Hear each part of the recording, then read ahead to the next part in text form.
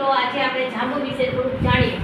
જુઓ કેવા મસ્ત જાંબુડા છે. અત્યારે 2 મહિના પૂર્તિતાની સિઝન હોય ને જાંબુ ખાવાથી એના કેવા સરસ ફાયદા છે તમને ખબર છે. તેનાથી ત્વચા સિલ્કી મસ્ત થઈ જાય છે, ચામડી સ્કિન સારી થઈ જાય છે, પછી પાચન શક્તિ સુધરે છે, બીપી ડાયાબિટીસ કંટ્રોલમાં રહે છે. તો આજે આ વખતે ચોમાસામાં આપણે નક્કી કરીએ કે એક જાંબુડો તો આપણા ઘરે ઘરે બધા વાવશું જ. આવા ઘર આંગણે ઉગતી વનસ્પતિના આટલા બધા ઉપયોગો છે. પણ એવું કહેવાય છે કે પાણી જો ખરાબ થઈ ગયું એમાં જાંબુની એક દાળ નાખીએ તો પાણી પણ સરસ શુદ્ધ થઈ જાય છે.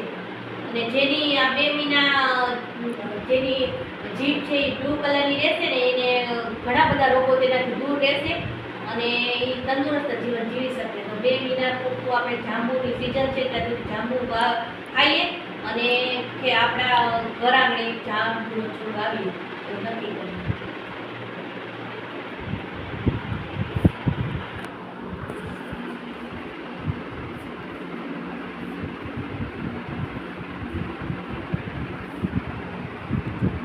જુઓ જાંબુ કેવા મસ્ત છે.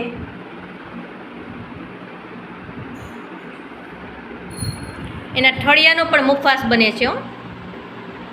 ઠળિયાનો મુખવાસ ખાવાથી પણ ડાયાબિટીસ કંટ્રોલ રહે છે, પથરીમાં પણ ઉપયોગી છે. તો ડૉક્ટરના દવાખાને બધા આટલી બધી મોંઘી દવા લઈ અને આપણે પૈસાનો બગાડ કરવો એના કરતાં જો આ ઘર આંગણે ઉગતા જાંબુ આપણે ખાઈએ રોજબરોજ થોડા થોડા તો આ બધી બચત થાય આપણે અને આપણી તંદુરસ્તી પણ સારી રહે. તો ચાલો આજે આપણે નક્કી કરીએ તો હવેથી રોજ વધારે નહીં તો 100 ગ્રામ જેટલા જાંબુ તો બધા ઘરે ઘરે ખાશું જ તે. આપણા ઘર આંગણે ઉગતી વનસ્પતિ ફળના ઉપયોગ વિદેશમાં લોકો લાખો રૂપિયા કમાય છે આ બધું ખાઈને વેચીને આનું જ્યુસ બનાવીને સૂપ બનાવીને. અને આપણે જે ઘર આંગણે ઉગે છે એની કાંઈ કિંમત નથી. આપણે ફાસ્ટ ફૂડ તરફ વળ્યા છીએ.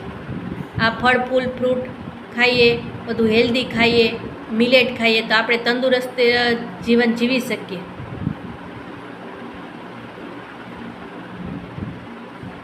તો જાંબુ કેવા મસ્ત છે.